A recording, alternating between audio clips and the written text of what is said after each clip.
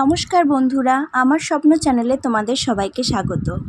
এখন খুব গরম পড়েছে, খুব রৌদ্রও উঠছে, ওই জন্য আজকে আমি তোমাদেরকে একটা মাছের এই গরমের সুন্দর একটা রেসিপি তোমাদের সঙ্গে শেয়ার করব, যেভাবে আমি গরমে রান্না করি, যেটা খেতে হয় খুব সুস্বাদু, আবার হজমও হয় খুব ভালো। যারা রিচ খেতে একদম ভালোবাসো না, পছন্দ করো না, এটা কিন্তু স্পেশালি তাদের জন্য, ছোট বাচ্চা, বয়স্ক মানুষ, মধ্যবয়সী সবার জন্য। প্রত্যেক দিন তো আমরা মশলা দিয়ে খাবার খাই, কিন্তু তার মাঝে আমাদেরকে একটু পাতলা ঝোলও খেতে ভালো লাগে। তো চলো এই পাতলা ঝোলের রেসিপিটা তোমাদের সঙ্গে শেয়ার করি।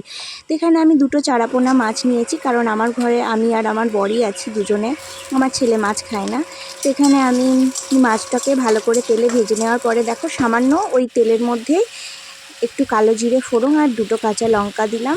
তারপরে এখানে একটু নুন গুঁড়ো দিলাম, হলুদ গুঁড়ো দিলাম, সামান্য পরিমাণ মতো একটু আদা দেবো, আর একটু জিরে গুঁড়ো দিচ্ছি, আর ধনে গুঁড়ো দেবো। তো আমি জিরে গুঁড়োটা সবসময় দিই না, ধনে গুঁড়োটাই একটু দিই।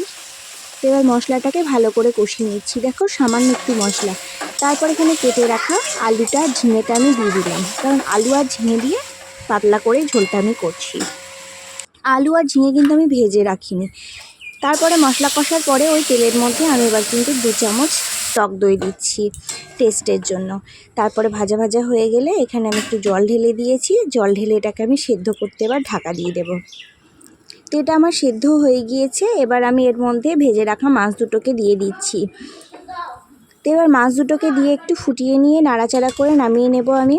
আর একটা কথা বলি, এখানে হয়তো লঙ্কা গুঁড়ো দিলে কালার হবে ভালো, বেশি তেল দিলে একটু স্পাইসি হবে, কিন্তু এটা বিশ্বাস করো গরমের জন্য এটা একদমই স্বাস্থ্যকর, আর খেতেও হয় খুব সুন্দর।